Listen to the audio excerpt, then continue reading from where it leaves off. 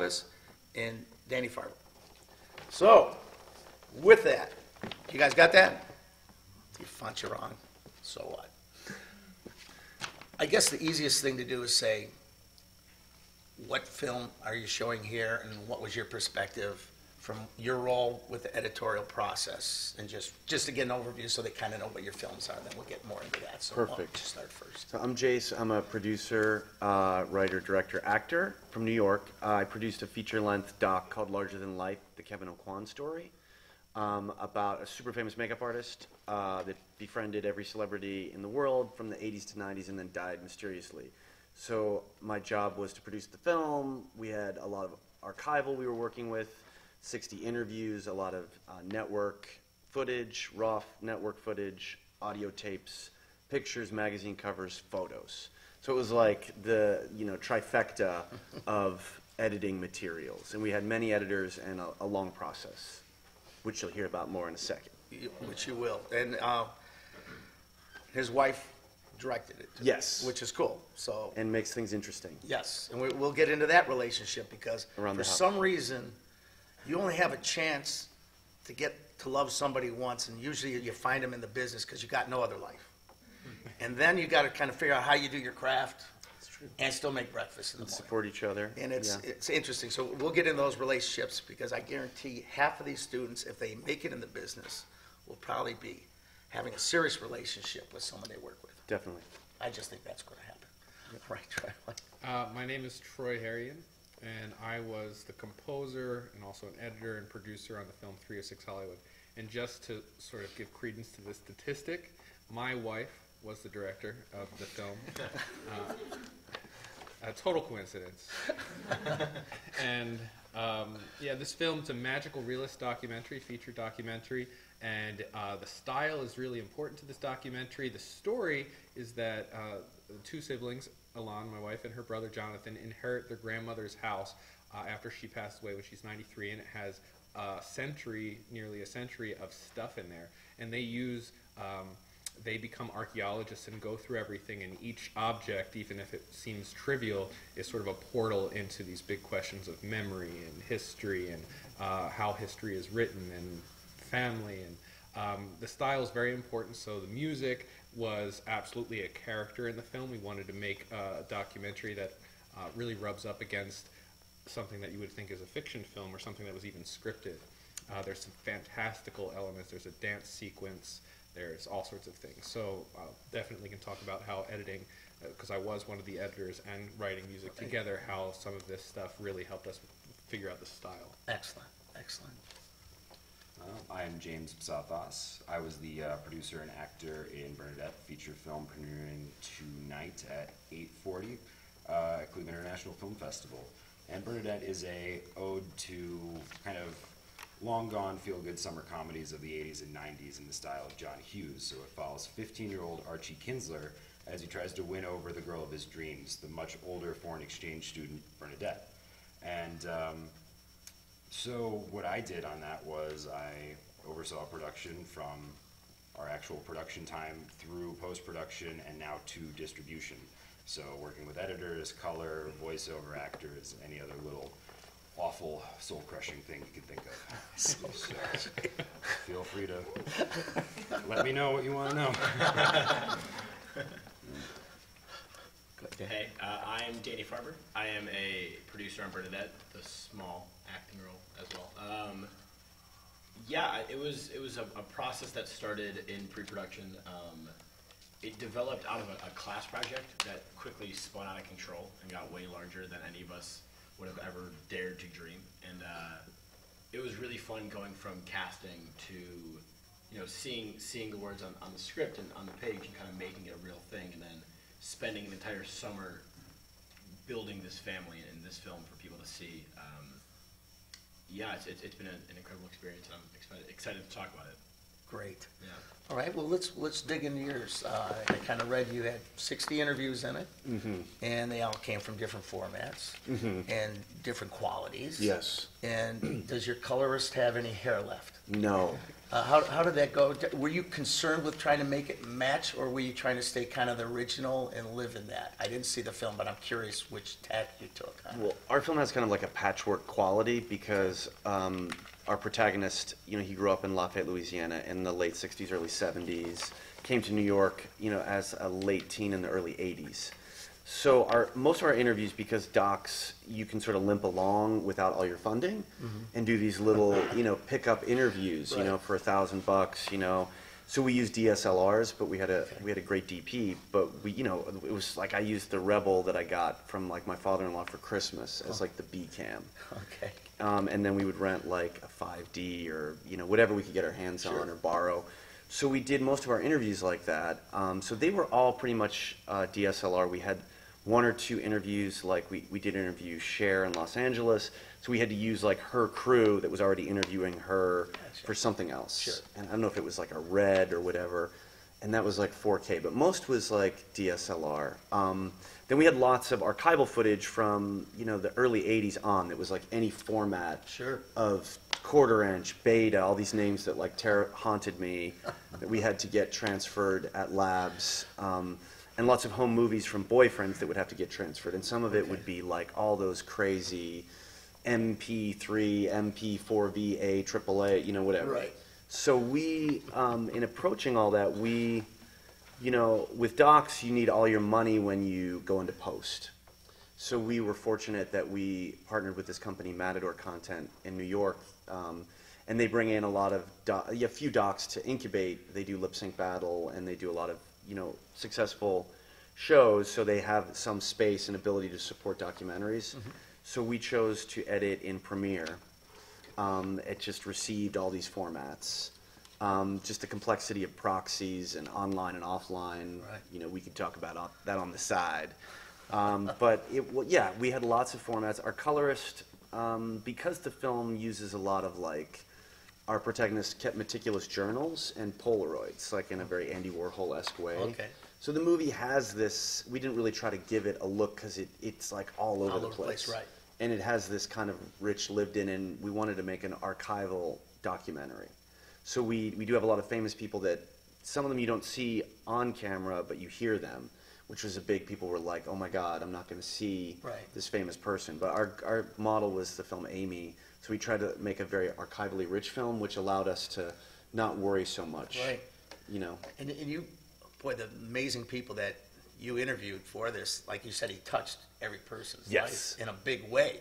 Yeah. I mean, he spent a lot of personal time with them to make them comfortable. Yes. And that's a tough thing to be an actor, but you have someone like him who's kind of out there a little bit. Yeah. And they loved him.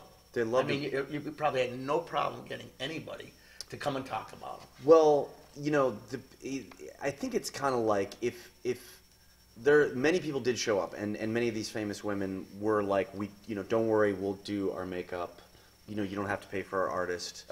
Like people like Naomi Campbell were actually, you would have to get them like an extra hotel suite, but they showed up. Okay. And they then there were just oddly the mega movie stars he worked with were the most problematic. Sure. And Not by their fault either. No, I mean, he had so many barriers between. Yeah, Julia Roberts, people like that would want to schedule things, but that was sort of odd. Like the huge models and the huge rock stars, they were just like, I'm there.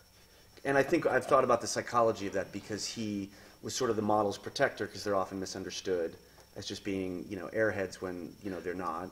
And the rock stars are just badasses, Cher being one of them, and Tori Amos, people like that. But like the actresses, it was odd, maybe because there is a lot of agents and barriers between. Sure. But yeah. What an amazing process. It's crazy. I don't know how we managed to convince a lot of those people to show up with that. I mean, somebody must have Googled us, because I often wondered, like, so-and-so's just going to walk through that door.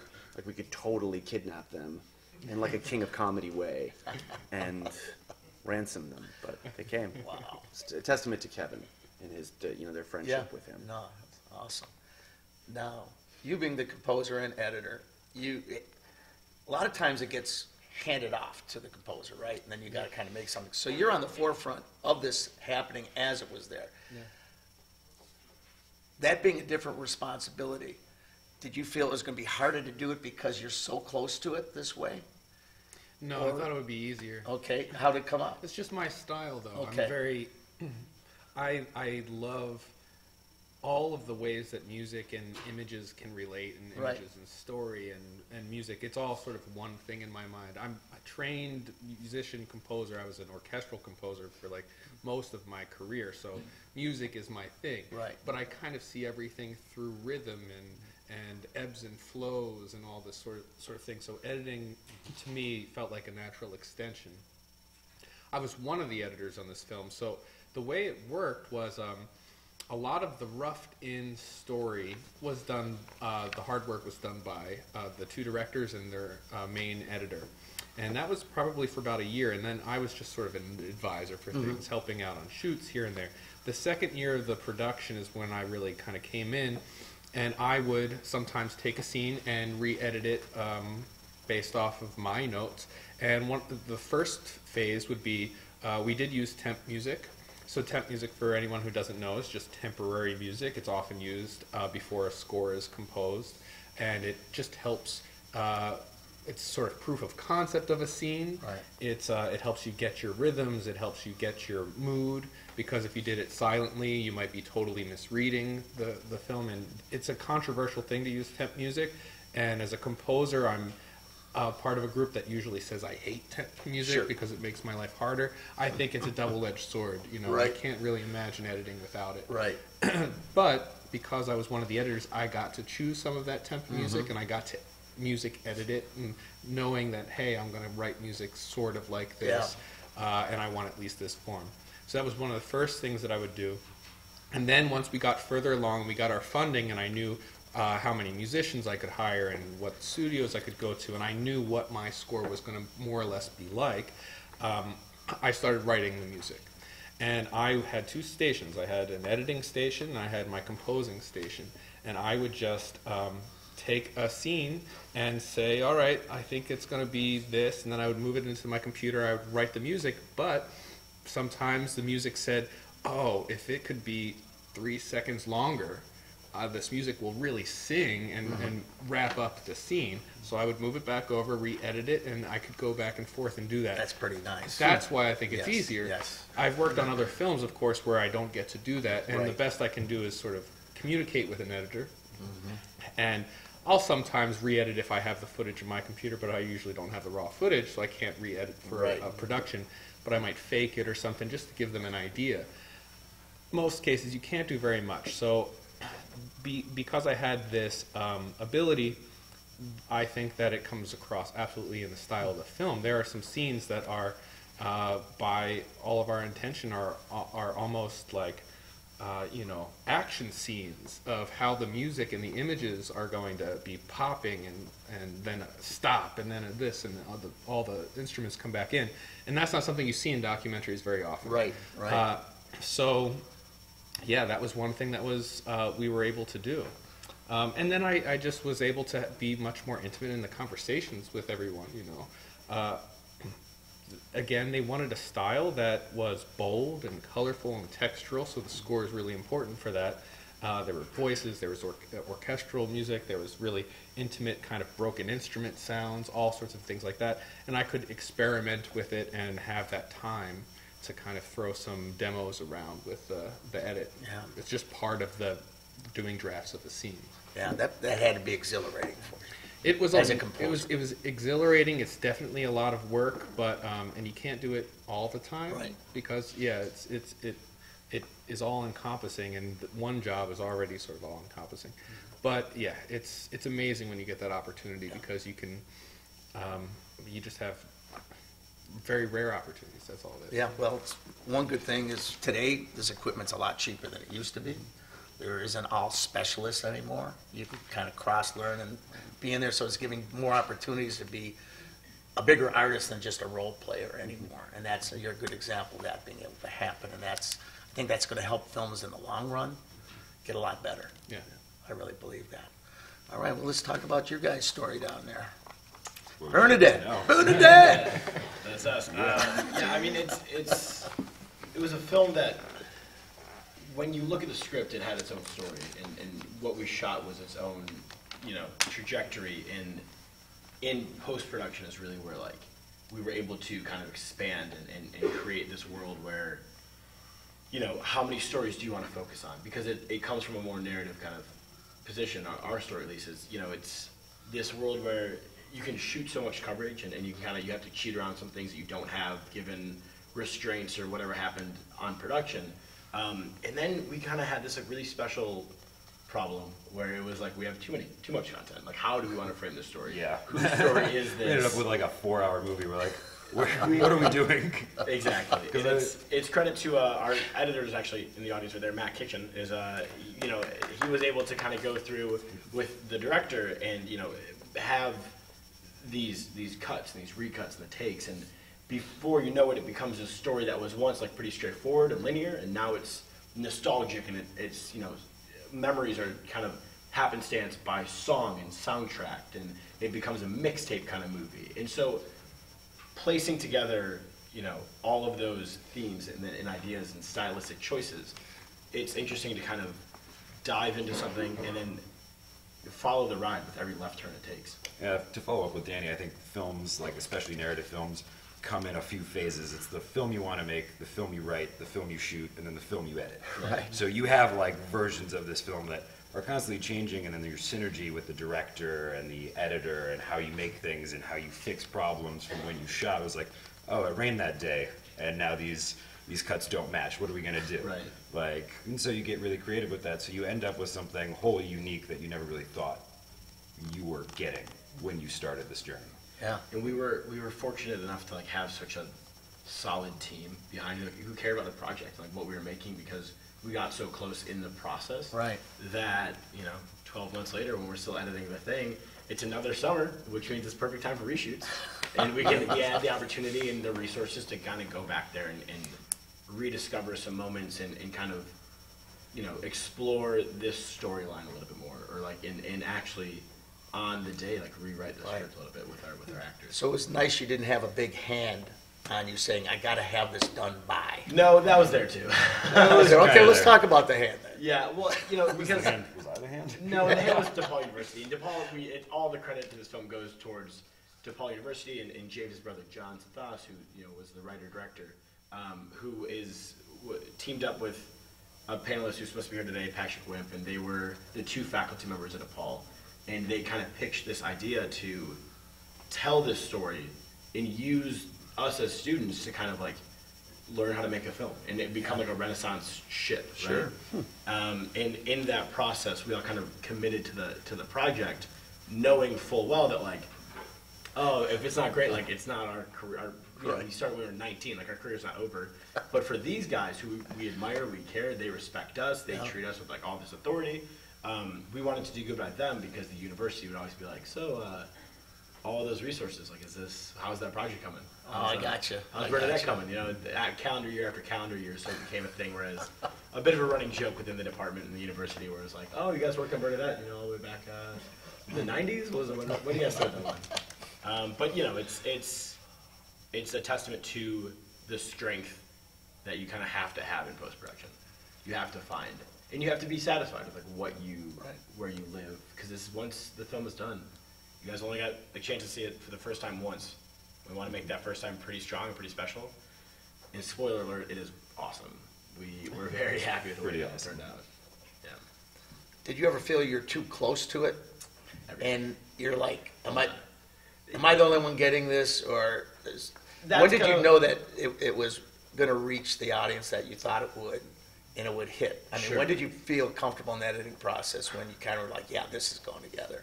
Well, it's really kind of a thing that happened between the director and the editor, because as producers, you mostly sit there and you try to keep the director from freaking out. Right, you give Keep him on opinion, schedule, yeah. be like, no, you can't put this song in there. No, this You can't go you gotta forever. Reel it back. Yeah. Well, at the same time too, it's helpful that there's two sides of us, and that James and John are so close. It's like they're brothers. They're that close. Yeah, Because like they are if it's not a trope in indie filmmaking to be brothers. Yeah, but you know, and then you kind of have Patrick Wimp and myself as like outside perspectives, and Matt Kitchen, our editors, outside perspectives to kind of like, one kind of keeps us level-headed, the other one kind of like lifts us back up and be like, but like, what if we could do this because this is what you want to do? And then, you know, you find yourself, I think the first cut we had was like a little over 2 hours for a comedy, which is just long and unnecessary, right? So it's like, how do you, it never really feels like it's well, is the audience going to get this, is until they see it for the first time. Right. So you have these screeners, and you have these tests, and you run, and you have questionnaires afterwards. Then you go back into post, and you change out this song, or you take out this scene, or you add back that hilarious joke that you lost 3 cuts ago. And because our film is so music-based, a lot of it has to do with, like, the song rights that we were able to get. Like, Sure. After a certain point, it's like, this is in there. The actors talk about this song. We want to commit to the song, and we're going to do what we can to, like, either find local musicians to cover the band to make that song happen, or find creative ways as producers to do that, and, like, make sure that, like, the vision is upheld. Okay. Yeah, I'm going back to what he was saying about temp music and getting original scores. At this level of filmmaking, that is going to be key. If you want to go make a movie, you can't afford all the music you want. Right. That's just the heartbreaking truth of where you're at. So I'm sorry to say that. But, you know, when you're around other creatives and, like, other filmmakers as well, like, there's so many, knowing one composer, or, like, that one kid that you knew back in high school or wherever who was in a band, it's like, you reach out to those people, or a local band that you like, and you try to get those people to support your project as much as they want to, and then you can kind of it becomes this collaborative thing, and next thing you know, their audience is interested in your film, and your film's also part of their audience, you know, so everything kind of combines into itself. I'd like to talk about, I like to call it mental floss. There's a point in time when you're editing or working on something that you just got to walk away from it. What was your walk away moment when you're in it and then you came back with it and said, I got it? You've had to have a moment in there. You guys all think about when you're on it and it's kind of like this ain't going in there. And it's like, tell them about the process of, like, being into it and then all of a sudden it's like, what am I doing? I got to get away. And then clear your head and come back. How do you play with yourself to keep it going forward when you mentally kind of block?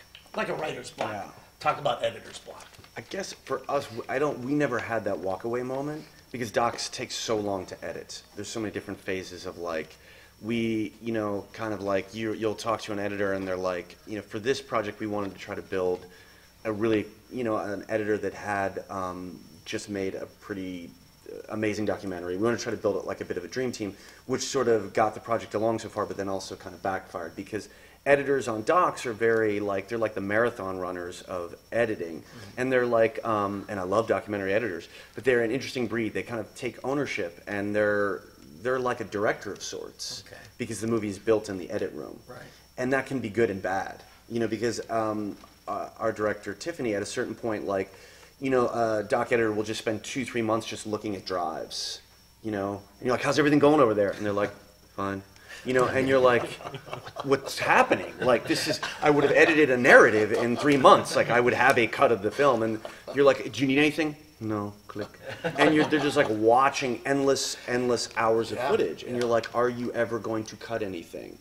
So then finally you start to see things. And like, for us, we spent like 10, 11 months with one editor. And the film got to like a 5-hour cut, which was pretty incredible.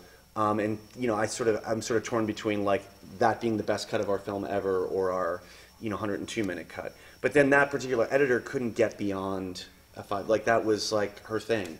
It's like, I'm a 5-hour cut. Right. And then when we wanted to structure it, she was like, no. So it became really problematic from a producer standpoint of wondering, fall festival's coming, wondering whether to make a decision that is painful. And bring on someone, because docs can have many, many editors that is really much more focused on structure. Someone that can just sort of like unpassionately, indiscriminately structure a person's life in a 3-act way and just sort of be like, I'm creating a rise, character stuck up a tree in a fall. You know what I mean? And so we had to make that decision. And then things at that point moved much quicker. And I think the walkaway period was when we were like kind of shut out for a long time while the assembly was building. And then, obviously we were talking about this a little earlier, when the film gets down to the last like 5% is the hardest, when you're waking up in the middle of the night going like, our film, our protagonist, was deeply inspired by Barbra Streisand. And then there's like a payoff where he gets to do her makeup. But like, it's odd because he gets to do her makeup and it blew his life, but she like hated her makeup. And I know this sounds like frivolous, but like in the grand scheme of structure, when your character is like Barbra Streisand is their only ticket out of Lafayette, Louisiana, and then they get to meet her, it's like significant structure-wise. So like I would wake up at like 3 in the morning and like be like, I know where Barbara goes. I know where Barbara goes now. And you know, and then you do these test screenings and you get lots of feedback where people are like, are you just gonna structure your documentary like linearly and you're not gonna like begin in the middle or begin at the end or like begin with a death, you know? And then you're like, you run into the edit room and you're like, we're gonna structure it non-linearly. And then you watch it and you go, this is horrible. Like we didn't set out to make the film this way. So like, you know, you try to solve all those problems. But like, that was really fun for me as a producer is that last 2 months of working with the editor, because that's where, you know, like the stuff I love as a screenwriter, like you get to really implement that structure and it's like this kind of like experiment because none of it is narrative. So you have all the, you know, these different resources and an editor can create a mood and a vibe, like you were saying, from, you know, still images, like an odd piece of archival footage, a great piece of music that can create like a story beat, a transition that you wouldn't have that luxury with a narrative, you know, because it's like if it's not on the page, it might not, you know, be in the movie necessarily. Yep. But doc has these different like tonal factors because you have so much in your like arsenal to work with. And I like the part where that person couldn't get over the 5-hour thing, and I tell my students, nobody's baby's ugly. Right. It's my baby. Right. Baby's ugly. Now, you had to tell that person their baby's ugly. That's a hard thing to do. It's a hard thing to do. Yeah, believe And me. it's, Well, it was you get so extremely close to something. That's Yeah. why I say the worst thing you can do is edit your own stuff. You're going to leave shit in there because you fought for it. But when a producer comes in and says, man, we got to do it, can you take that your baby's ugly? And you got to learn to live with it. Every now and then your baby's ugly. You got ugly kids. They're not all beautiful. So tell us about your baby ugly Well, story. yeah, I mean, I think that that's something that is essential to learn during your career. I feel like early parts of my career it was much harder for me to part with things just because, as you said, you spent a lot of time on it. But the truth is if I'm sure everyone knows, just look across any aspect, any area of your life. Some of your most brilliant moments took the shortest amount of time. Sometimes it took a lot of time and planning, but sometimes it's very quick and it's just the right place at the right time or a spark of inspiration. So absolutely, our film, I think we were all of the collaborators were far enough in our careers to have had those experiences to be ruthless with the film. Even if you want to be ruthless, it doesn't mean that you always know what to do. So it's not always easy. I'd say as far as like the stepping away, that's such a novel idea. I can't imagine any moment where we had You guys time didn't go to away step for a couple months. And we'll come back to it. Right, we'll go come down to back it. Barbados I'll and- just sleep on it and the idea. I'll know where Barbara goes. It'll work on itself. You know, I guess it is interesting to know a little bit about our timeline. So we worked for years, the directors worked for years on this project as a self-funded film. They had their own production company that was sort of like working multiple full-time jobs to fund a film. And then the proof of concept was eventually made and they pitched it at Hot Docs, and overnight things changed because there were producers who wanted to fund the film. That was a year ago. Then less than a year after that funding came through, we premiered at Sundance. 3 days before we premiered at Sundance, we finished the film. So now I'll talk about writing the music. I wrote the music and did all this crazy editing stuff in about 6 weeks. So and it's a fully scored film. There was more than an hour of music. So when did you have time to step away? It's almost the exact opposite.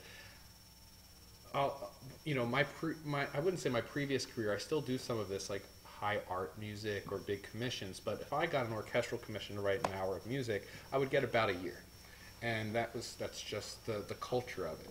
And so I would spend a lot of time thinking about things and walking away. So I know what that is, and it's wonderful. And you can come up with lots of ideas. The other side of that is when you have to just go on all cylinders and you can't second guess yourself. And that was my perspective in that 6 weeks of having our funded time where I could write, I could edit, I could hire the musicians, we could build our soundtrack plus our final cut, do our post-production, get everything done. And that experience, especially from my perspective of coming from a long meditative creative practice to suddenly just having to say, I have to write 3 minutes a day, and I can't skip a day for 6 weeks. That is terrifying, but also refreshing. Yeah. Because I think no matter who you are, we all battle some type of self-consciousness or second guessing ourselves. And when you can really get in the flow, you know, the thing that this elusive Right. thing that we're all talking about, Yeah. sometimes it's hard to make yourself do it, but you can be forced into it every Sure. once in a while. You know, it's like the great relief pitchers talk about, I can't start a game, I can only end a game because I need that pressure to be brilliant. Right.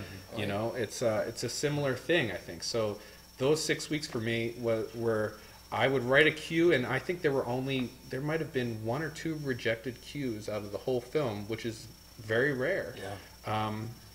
But that was a time when I think we were in the flow. But earlier in your career, you probably would have had a tough time doing what you just did. Absolutely. You know, you would have you had the confidence now, you got the Confidence chops to do of it, gone and through you a lot of tough things, a lot of heartbreaking moments, a lot of working hard and not having something to show for. Yeah. Everything you can imagine, you know, in one way or another had happened. And I feel like, my music career was, I had an opportunity to do a lot of different things. I even taught, you know, how to write like Mozart to Princeton students. Like I got to do these really incredible things.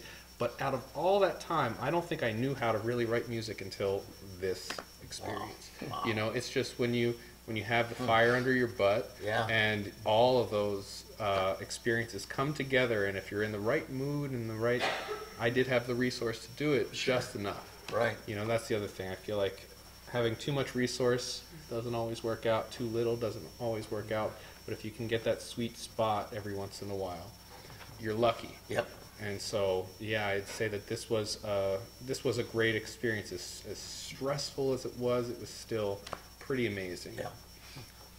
Now, what was the fire under your butt? There was it the dean was kind of saying, you know, I'm trying to put my hat on this thing and you guys ain't delivering? And Well, how Project Blue Light works at DePaul University is it is a classroom opportunity for the students there to get real-world set experience under these seasoned professionals like my brother and Patrick Wimp. So they create this post-production class which would then develop the script, be able to shoot it, and then move into production, which is a separate class, and then post-production, which is a separate class. So I think you accumulate, what, like 10 credit hours or something through this? minuscule compared to all the work you're putting in. yeah. So it's not like there's a fire in that way, but then you have a lot of these people who believe in it and are Right. hanging their hats on it professionally, and they want it out there. And so that's kind of your fire as a producer to be like, all right, well, we need all this stuff. And we weren't necessarily in the fire as much as, say, the editor or director like you guys were, because you had to live with it constantly. So we weren't really Batman. We were Alfred in the Batcave. Okay. But at the same time, I think we kind of made our own fires by like hyping this thing up while we were making it. Like, We made a lot of promises that we had to live up But to. we were really excited about it, and we still are very excited about it. Like, it's a great film, but it's a thing where like you're making the coolest thing ever. Like, you gotta let everybody know that we're making the thing and it's happening, and this is a movie, and oh my god, and you're all gonna love this because of A, B, C, and then the process takes over, and then it slows down, and people are like, yeah, like, when's that coming out? When's that coming out? And then they stop asking because they forget about it, and then we get excited because there's a new cut, and people get excited again, and then it's not the final cuts. Then after a while, you just like stop talking about it, and like the thing just kind of, percolates by itself, and it kind of it manifests into its own kind of silent entity. Like I know for some of our actors and for most of our crew, everybody lives in Chicago while we made the thing, and that was 2.5 years ago. And I'd say 80% of everybody moved out of state, Wow. mostly Los Angeles. So it's like Yeah. other people's careers are still like happening. And our lead actor, you got cast in a pilot, and it's a big deal for us. And it's a big deal for him, but it's like for the sole filmmakers behind this, for the director, for the editor, for people who this is their full-time thing as well. Every day it's kind of an internal fire. I think it's like, how can I? But I guess it's better than having a hard deadline, like 6 weeks, and having the thing happen. But you're able to find those moments where you're like, this is where that scene goes in. But I don't know. It's every opportunity is so unique in itself. We're like, you'll find if you are interested in making films, like you'll find a way to make this thing work under whatever constraints you have against you or for you. It's more so just like keeping a level head and enjoying the process and the ride as it's happening. Yeah, I mean, we were really fortunate that we didn't have deadlines. We didn't have, investors. We didn't have anybody we really had to answer to. So it gave us the time to craft what we wanted to craft and really pay attention to the details and solve the problems and not have to rush and compromise the director's vision. And, I'm sure Matt Kitchen will attest to this. He is a very difficult man sometimes. But The director, not Matt. No, the not director's Matt. not even that unit. No. But it's, yeah. But, yeah, so, I mean, there was a lot of walkaway moments, I feel like, for at least Matt and John, and kind of our role, at least, was to keep them sane and keep their eye on the prize, basically, and try to keep working in a side capacity to build more hype, reach out to film festivals, reach out to distributors, make production a little bit smoother somehow. And then all these things. the one genius idea comes in where it's like, oh my God, it's a film about the 80s and 90s. You have to have this song in there. How is this song not in there? And then you kind of go back to square one and you're like, all right, what do we do to make sure that whoever gets in the picture. Yeah, and then all the music licensing and stuff. That's always a headache. Let's talk about good moments, bad moments. So I don't care what work you do. After you see it, there's always one thing you said, I wish I could go back and do that. And then there's one that came out much better than you thought it did. Is there anything in your film that you have that you kind of said, geez, I could have done this, and I kind of went through it? Or was there one that just totally surprised you now that people are watching it, that maybe got it more than you thought they would? Is there any of those moments that hit you? I know you all got those somewhere. Yeah, I mean, I think like movies, I'll test like you never, it was a Godard or one of those, your movies are abandoned, they're never finished, right? Like you never, because if you had, you'd still be working on it forever, right? But you have to finish it. I guess for us, there was, I guess the humor in our film, because it is, that always surprises me, because we sort of approach Kevin O'Quan's story from his sort of hometown touchstones, like these friends that he grew up with in Lafayette that sort of like kind of were with him his whole career, shunned by him at certain points, embraced. So they're kind of our touchstones, and just the humor, I guess, that comes from them to see audiences like really react to that is, really surprising, because the film, it does get very dark and emotionally heavy toward the end. So I guess that's a surprise. I mean, for us, because our film, we utilize like the fair use doctrine for like, if those of you don't know what that is, when you make a documentary, you're allowed to use a certain amount of public domain material under the First Amendment for your film if it meets like this certain criteria. And it sounds all great, and it is awesome, but it's like it usually involves you getting a fair use lawyer to look at late stage cuts of your film and issue this giant report that's like this big. And like talks about Roe versus Wade and like crazy stuff that you're like, what is this?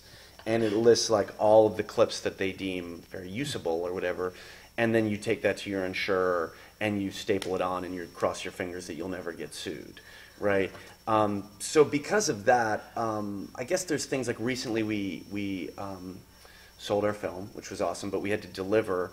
And there was one image that we had, because ours was an independently financed documentary, we like, the role of like archivist or researcher was like all of us. Yeah.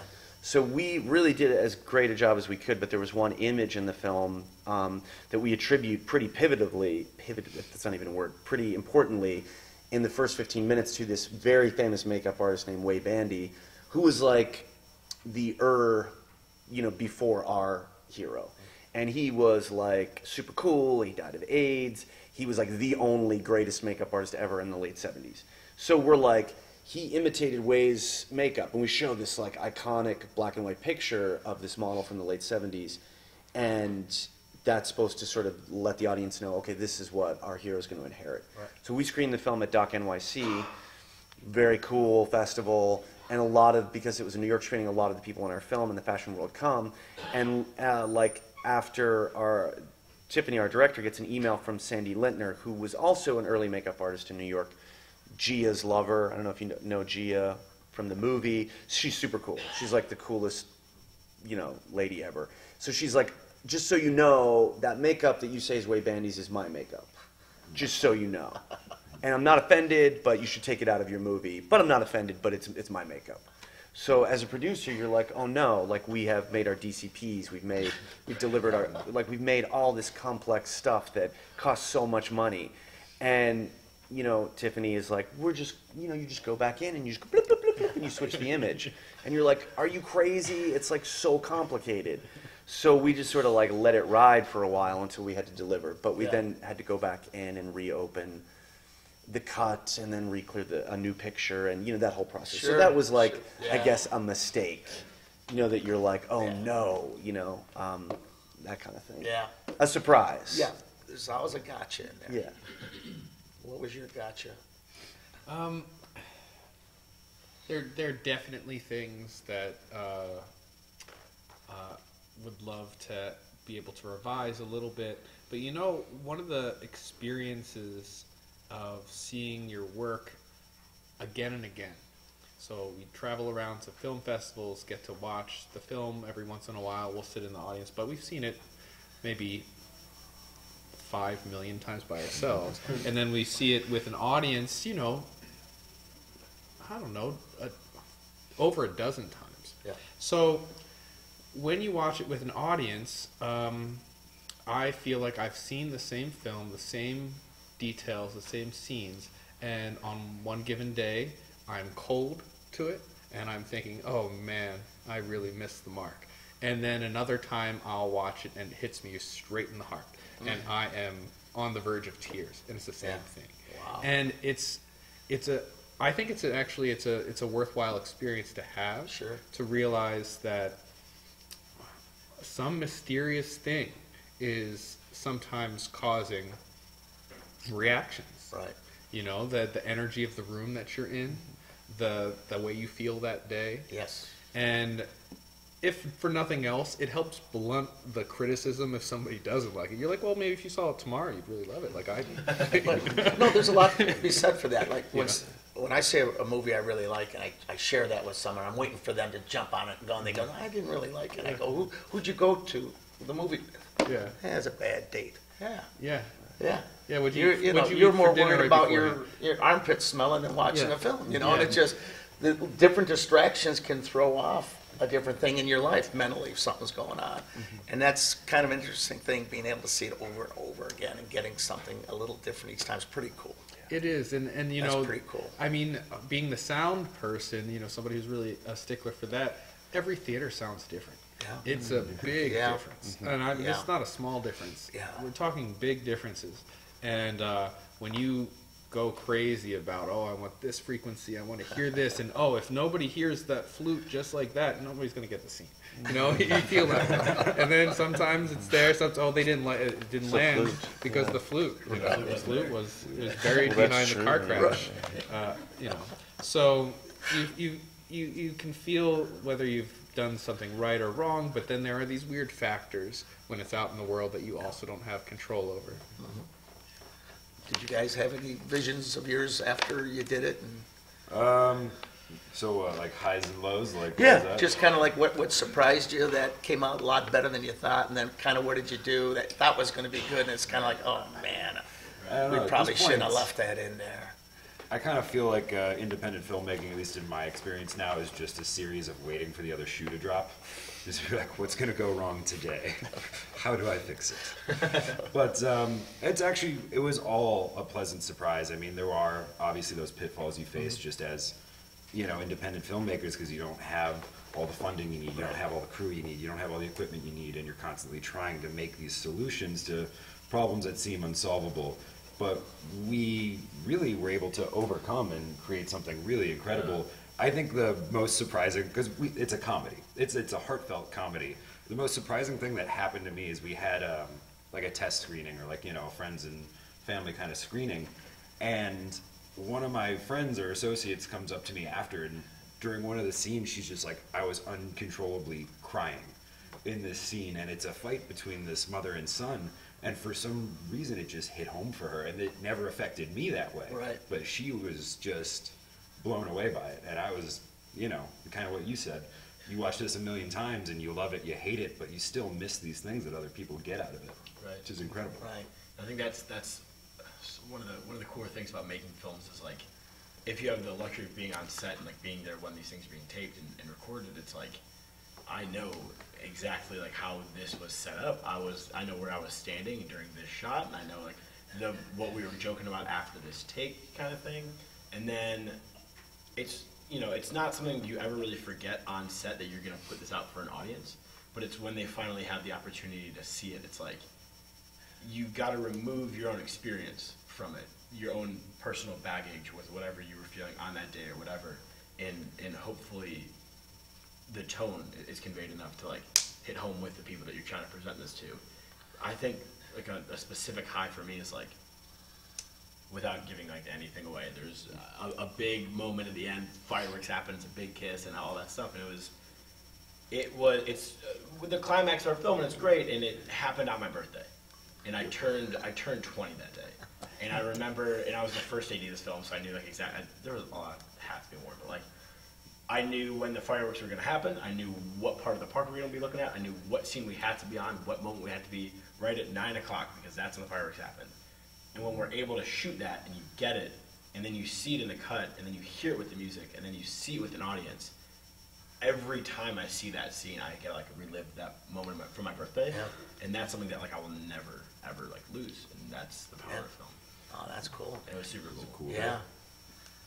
Why don't you just tell us a little inside story with relationships working on the film?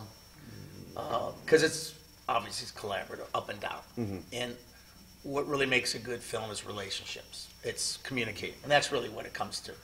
Was there one relationship that you had that turned out so well that you each pushed each other better than you thought you were going to work together on? Yeah, definitely. I mean, like everyone can attest, it takes so much passion to get any of these movies made. So it is really not so much, the money obviously is necessary and important, but for like our film took 4 years, like for the first 2015, 2016, 2017, it was myself, my wife who directed, our good friend Andres who's the DP, and a couple other like pickup DPs that are in our circle. You know, our friend Kelly that was our associate producer, and then, you know, our friend Rodrigo who's an actor who would do sound for like all these different interviews. So we would just sort of like, we were on this like detective hunt. We would do these shoots. We'd be like, oh my God, guess who we're going to interview? We got like Cindy Crawford. I don't know how we're going to do this. We're going to get points. We're going to fly to LA. We're going to beg this hotel to like let us shoot for free because it's Cindy Crawford. And you're pulling off all these stunts, you know? Right. Like it's not even like, and then you're like getting pieces of this person's life in the room. And it was so exciting and so much fun. And then you sort of move into post, and then it becomes like so overwhelming, you know, and difficult. And a new group of people come on, all these, you know, like post people, and you have to get money by then. And then like I went from sort of feeling like a co-conspirator to like everyone's boss, you know, and that middle phase was like really difficult. And, you know, probably there were personality issues with the, you know, the stuff I was talking about before. But then the last half was incredible because it sort of was almost like the first again, where we found the right editor. We had like an intern from NYU of all people that, you know, interns, you know, internships, like bring magic, you know, like you're just like, how did you do that? Or, you know, like she did all our end crawl, you know, all our credits, and, you know, and like they come up with these amazing things, and just this incredible connection with the final team that brought that excitement back again to the project. But obviously making a film with your wife or your partner or your husband is challenging and, you know, is really exciting, but like every night at like 11:30 p.m., you know, you'll be like, you know, I didn't really like with that. Like, she thought that? Because that's just crazy. I mean, how could she think? Just tell me what she really thought when she watched the cut. You know, like you can never like leave it alone. Right. There's no relief ever. There's no place to hide. There's no, you know, you cannot get away from the project. So that can bring like, you know, obviously exciting. There's nobody better really to work with, but it's like a lot. Yeah. Sometimes you wish like, that you just didn't know anything about what the other person did in life for work. Yeah, yeah. You know, how was work? Good, good, good. Not like how was work? Like you need to email this person, you need to get this, you need to do this, you need to be profitable. Right, good. So Profitable, the check's coming in, your health insurance is Yes. all in the green. right. How about you and your relationships working on it? You know, it's very similar. It's a lot of ups and downs. Everybody is under a lot of stress. So the relationships have to deal with like how do you relate to people when you're under stress? I feel like that's really the name of the game because it's the good times while you're making the film are few and far between. They could be great celebrations when you have a great shot or whatever. It's like, oh, we nailed it! Yay! Let's all like celebrate for a moment. For half a second. Yeah, and yeah, go yeah. back to work, yeah. And then you're back to, everybody wants the best thing for the film, and sometimes you disagree, so there's that, and people are just under a lot of stress because you make a lot of personal sacrifices for the film. So I think that the question can sometimes be like, is it good to work with close friends and family? And in some case, you can look at like, well, who can you better argue with?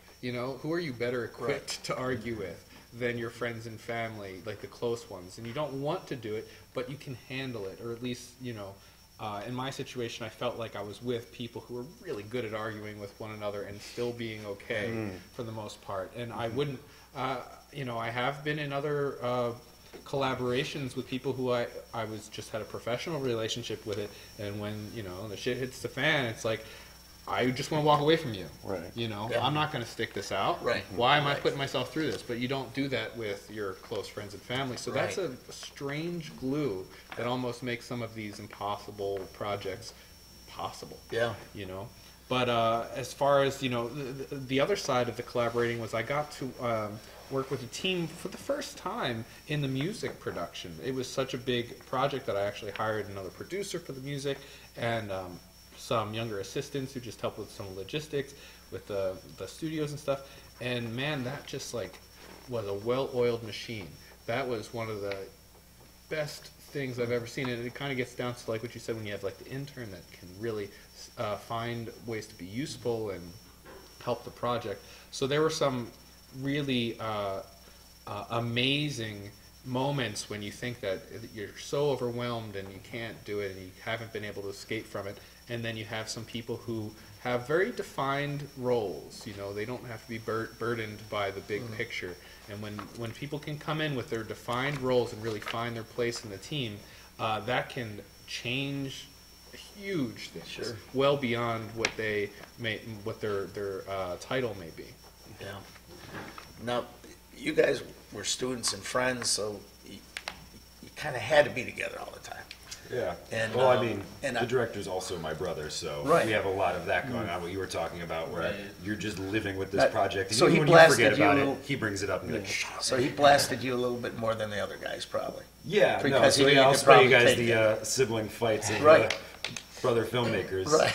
But But I you also, actually. like, you moved in with John, too. Yeah, so, I was also a live-in nanny for his kids. So I'd watch his kids, make movies with him.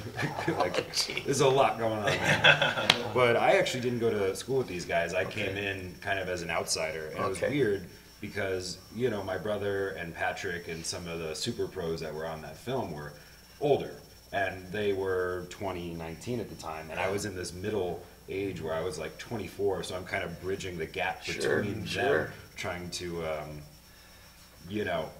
keep fun on set, yet still maintain some semblance of professionalism. Like Matthew McConaughey in Dazed and Confused. Yeah, there we go. All right. So, but we had a great, we made great relationships on that film.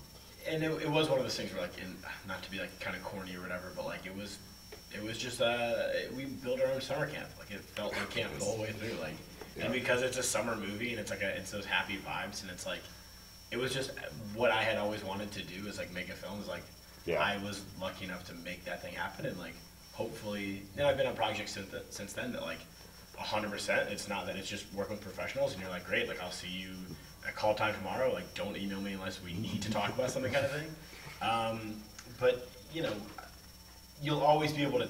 For me, I think you can tell in the process, or in the product rather, that like they had fun making the thing, because it kind of shows, and you care about it a little bit more. Yeah. If it's a corporate thing, or if it's business, or if it's commercial, or whatever it is, and the love isn't necessarily there, then yeah, it's work, and this is just the Right. business.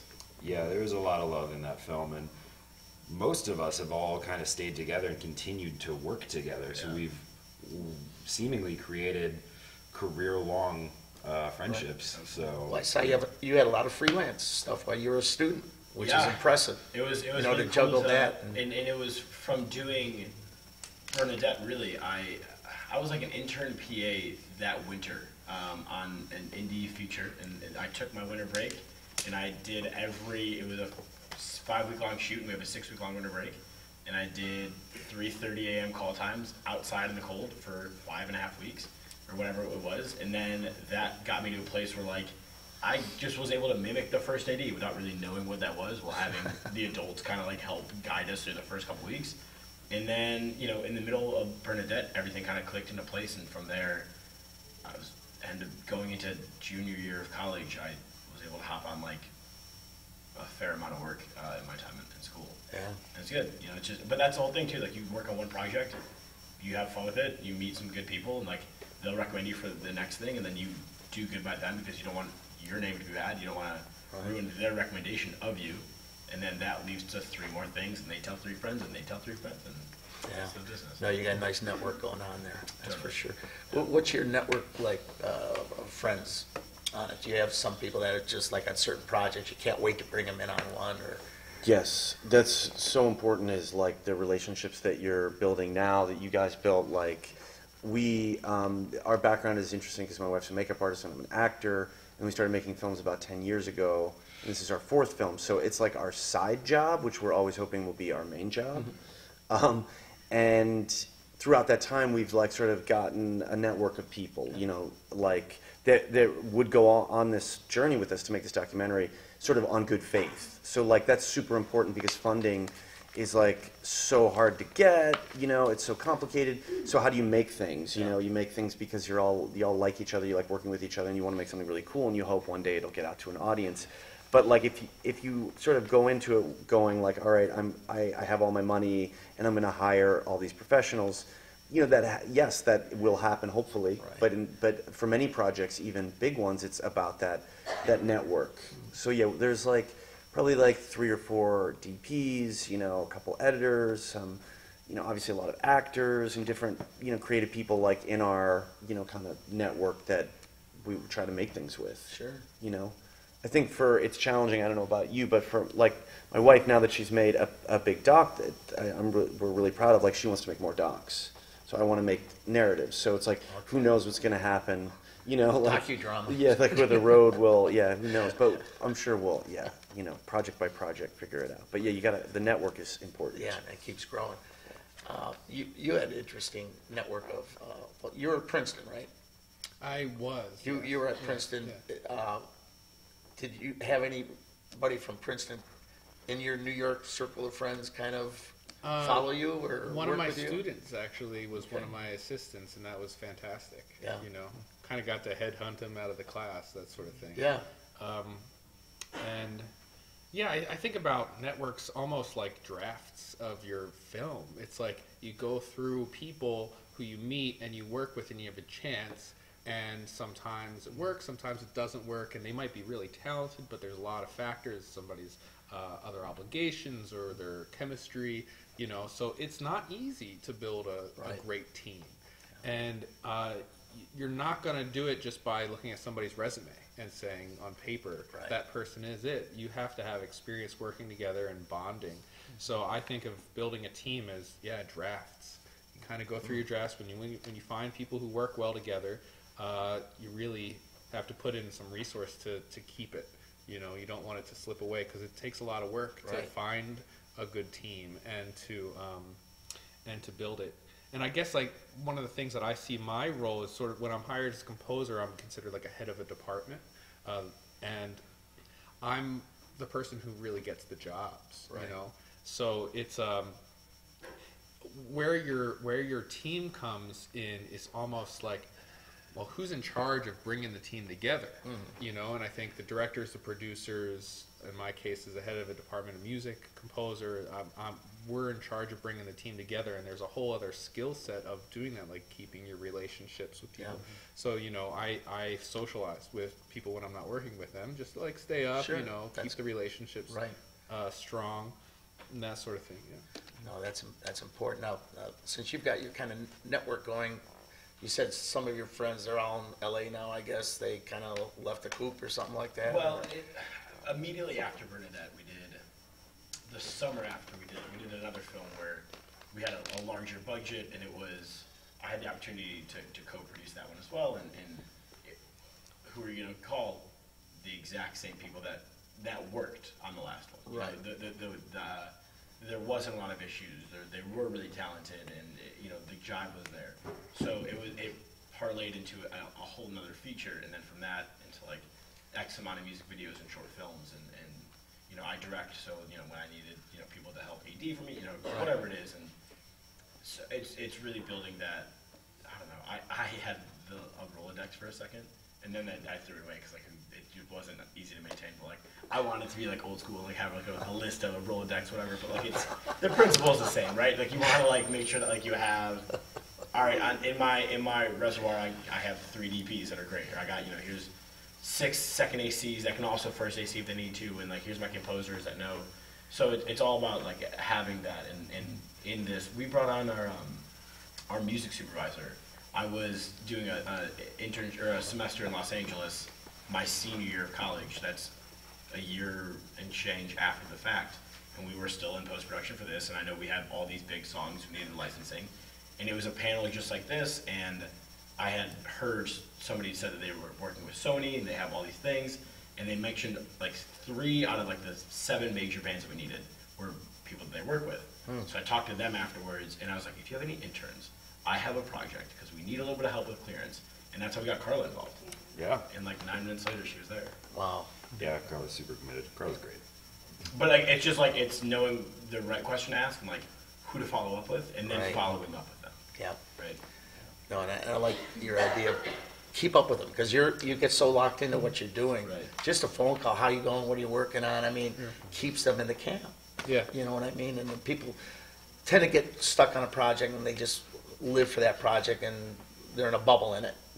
And you can lose your contacts and friends that way. Well, that's one You of know, the and things that's- that I think everybody. I'm still trying to learn the lessons from that, and I hear interviews with older generation filmmakers or composers or whoever, and that's a serious issue that you need to deal with when you work on these films. They take over your life, and if you're successful, you might have your entire life taken over by films. You know, so it is. You have to be conscious about how you're spending your time, and you have to make time very consciously for other things and for other people. And also, too, like there's like people, when we had a little bit of a budget and you're able to hire people, it's odd that the people that like come in for these interviews, it would just blow my mind. Like they would just be like, can I like edit the film? Because I really want to edit, you know, and like like people that were still in school or just out of school, and you'd just be like, I need this much hourly, you know, and then the person we ended up hiring was somebody that like had made a short doc, was not in a film program, but was dying to do it, and then this person has like credits like all over our movie, and like then now is like at Cartoon Network or something. Like it's always like the person you don't expect. Right. Do you know what I mean? It's like the person that just has the passion or is sort of like open and willing to go on the journey. But the people that show up that are like, I just did this, and I don't know, I just edited the trailer for the Nina Simone doc. I did, you know, and you're like, oh, that's great. I'm so happy for you. You know. Mighty proud of you. Yeah, and people like odd, like it's an odd environment. Like you would offer somebody a job, and they'd be like, great, and then they call back later and be like, nah, I talked about it with my girlfriend, and I don't want to do it. Well, also And the you'd be thing is like, like you'll find these people who like are able to do the job. Like as soon as like you know, like people get hired to do these jobs because it's a profession and it's a trade, and X amount of people can do this job. It's like, who do you want to hang out with for 12 hours a day? Right. Yeah, that's the other rule of filmmaking. You got to be a good hang. Yeah, well, that's, Because you're stuck I tell with my each other for students, 12 if hours a they day. ask you to come for a drink after the shoot, you go. Right. Yeah. Because you're going to find out if they like you or not. Right. And people work with people they like. I said, if I can give you any skill, it's getting along with people. Because you're going to learn this shit. Because Because you Right. love it, you're going to learn it. How do I teach you to be a good person and get along with people?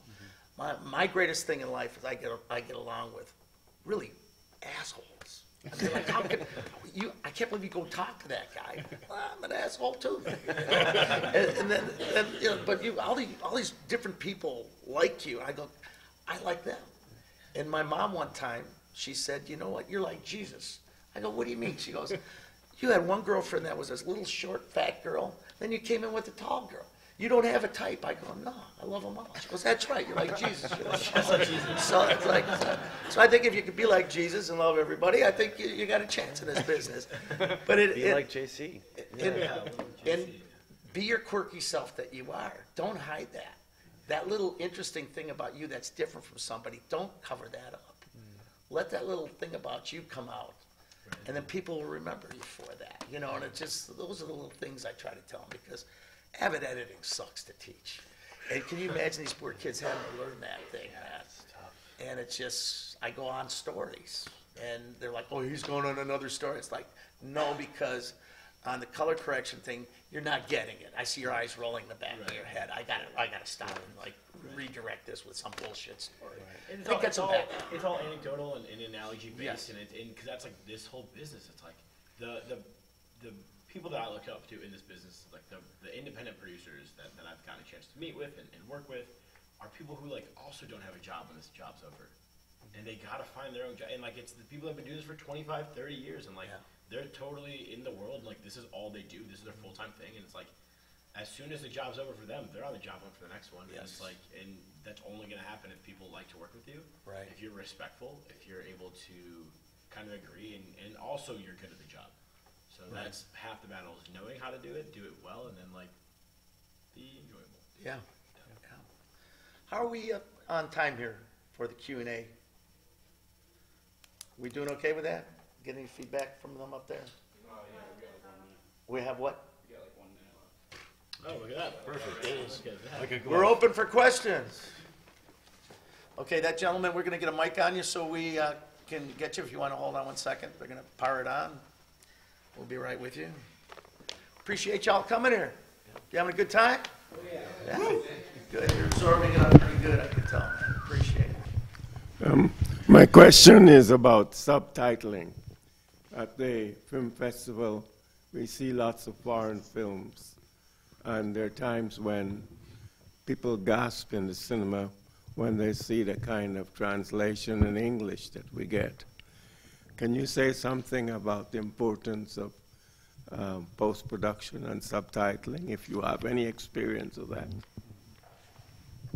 I just directed it's kind of a side tangent. I just directed a music video a couple months ago, and it had nothing to do with subtitles, but there's a whole like scene that like, it totally could have, it's the actors emoting these things, and they're frustrated, and you get that from the thing. But I wanted to throw in Japanese subtitles with no context, and I just thought that it would be an interesting visual, creative choice. And like the band liked it, I liked it, and kind of kept it in. That's about as far as I can go with subtitle stuff. I'm currently doing a doc right now, so we have a lot of interview footage and a lot of candid footage, and sometimes the audio is not so great, so we do have to throw in subtitles, especially when you're doing promotional material on, say, social media or something, because that little box pops up with your video, but the sound's not on. So it is really important to, in certain cases, get subtitles in and then accurately, if you're translating from another language, accurately portray what is being said, and hopefully not in an offensive way, depending on what your people are saying. And if you are going to post anything for social media and you want to get that view count, you should and definitely have subtitles on your thing. As people scroll through, they're not always going to click the thing, but if they read it, then they like it, then they click it, then the view count goes up. And specifically about editing in subtitles, that is super annoying. So, I don't know if that answers your question. Did you have any footage that you just had to, because the audio was... There's like, definitely there's a scene where Kevin is like on an airplane and he's like filming himself. It was like early 80s, and it's like a pivotal moment where we did have to subtitle it. Yeah. I mean, there's a whole, also politically too, like there's a lot of Kevin's family that's from Louisiana, so I never was an issue for me, but some people are like, oh, you should subtitle so-and-so. But there's a whole political argument, too. Like, if you subtitle a character, what does that also say about how you're viewing them, that they need to be subtitled? Obviously, sometimes for audio issues, they need to be subtitled. But just in terms of delivering our film to an international audience, we're sort of coming up against that now about delivering our film with, like you send your film out to a service and they do a subtitling file, or I'm not even sure how it works, but they subtitle it, for international audiences. But yeah, so I'll be, talk to me in a month and I'll be able to answer your question better, sorry. All right, do we have another question out there? Got someone over here? So once you have your footage, I'm just curious about the process of editing. So in your documentaries, you said you have all these hours of footage and you watch it. Is it building the movie sort of like you watch all this footage and then you have one moment that you're like, this was the best moment of the footage and we're going to build our movie around this? Mm-hmm. And then in a narrative, do you sort of pull out the pieces that were in the script and then you're like, this is, and make it like the script and watch it and decide if that was good? Or do you just pull out pieces that were like, these were awesome, and then start building the movie around that based off of the script? Sure. Like, what's the process once you have the footage? Well, for a documentary, like we were talking before, you build the script, so to speak, in the editing room. So yeah, it is a really good question because it was terrifying to me. You have all this footage and like, we went through a couple editors that just like froze, like really good editors that work on like shows on Bravo and stuff, and they'd be like, I'm dying to edit a feature doc, and then you would just see them and they would hand you the drives back and they'd be shaking because it's like terrifying. Like, so they would, there's different ways into it. You do a string out with like the greatest hits of, say, like if we interviewed like, Naomi Campbell for 2 hours, so they pull out all the sound, they do a string out of like all the important pieces from the interview, and then as you sort of build up a storyline in the film, you would come back to the string out, and then you'd maybe look at archival footage that would work with those, with that string out, and you start sort of building, kind of like a flow. Like for our film, we started linearly, so, the birthplace and family and context and, so you start building these little pieces.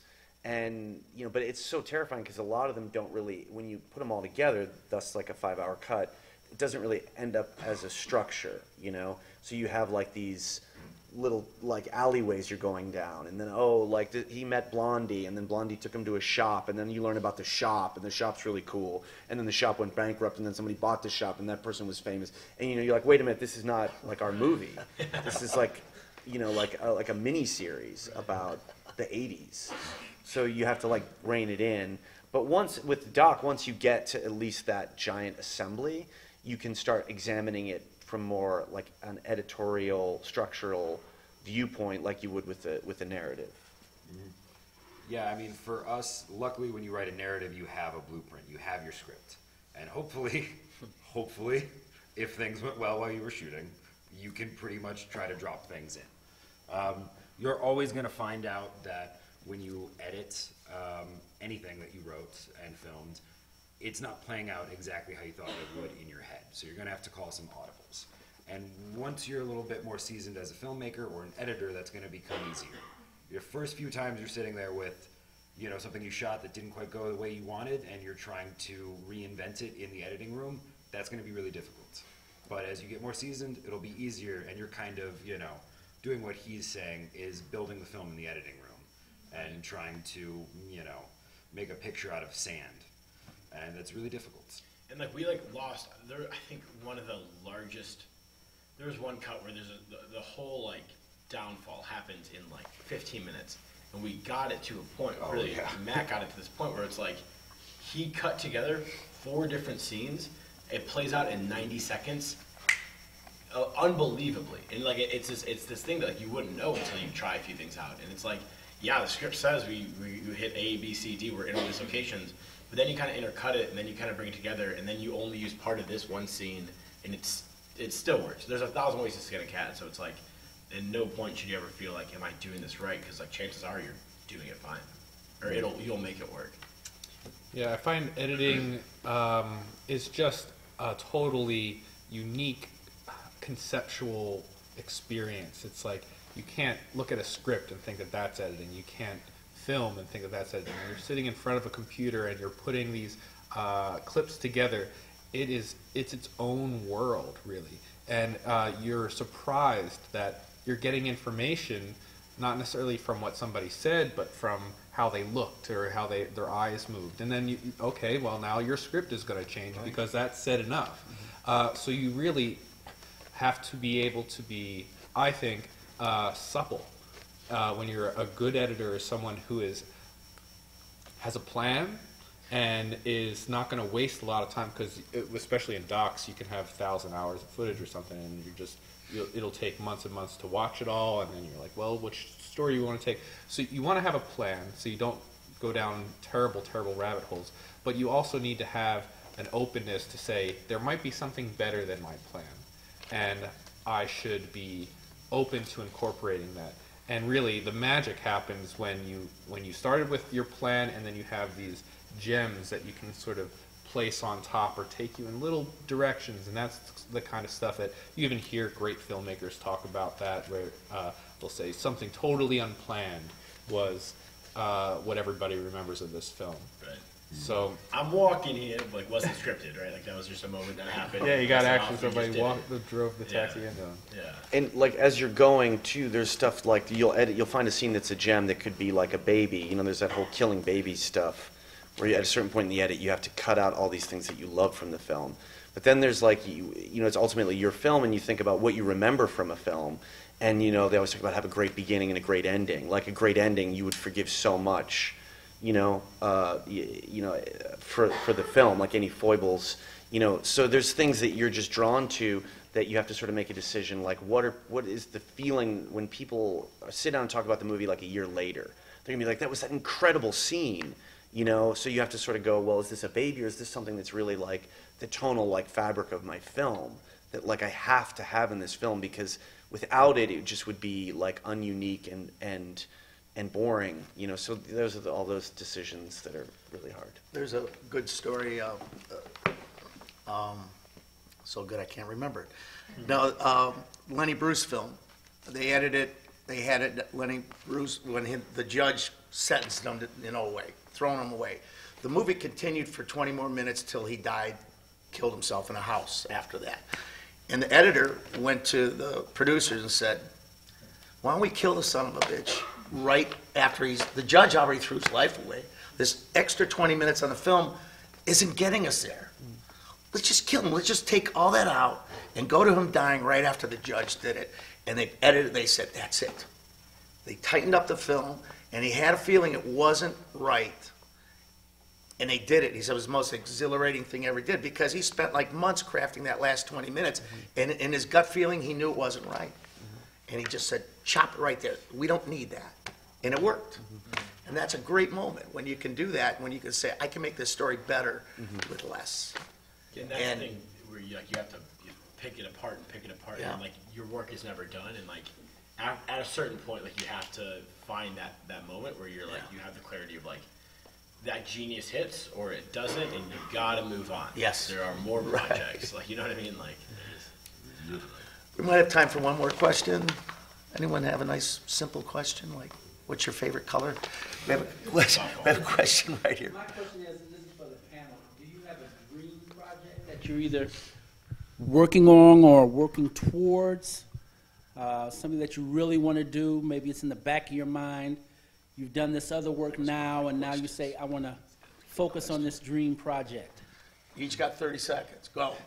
Yeah, I want to do a narrative called The Prince of Soho about kind of growing up in late 80s New York, kind of bringing what I learned from the documentary world and trying to use archival and, just sort of kind of, it's got narration, which I've never worked with as a screenwriter, and it's, kind of a memoir, so that's what I want to do next.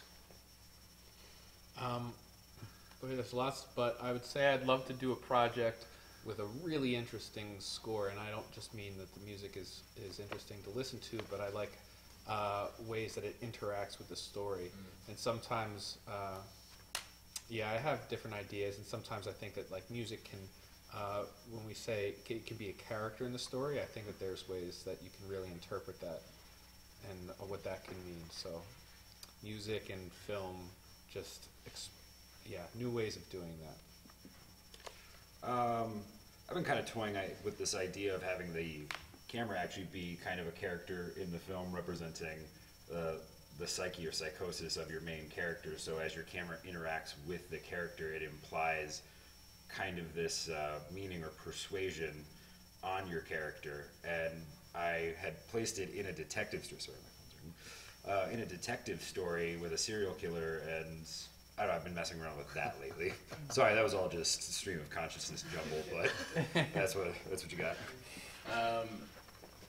As an actor, I would love to be in some kind of fun ensemble Richard Linklater type comedy, like big ensemble comedy like that. As a director, producer, one day my intention is to retell my grandfather's Holocaust story. He escaped from Czechoslovakia and like lost his entire family at 13, but like he picked up 8 languages. He'd ride on the top of trains to jump off at the last second to avoid tunnels, scraping him off the top. Came to America. My grandmother had a very similar story too, so retell that would be a really special project for me. But that's in like 30 some odd years, probably.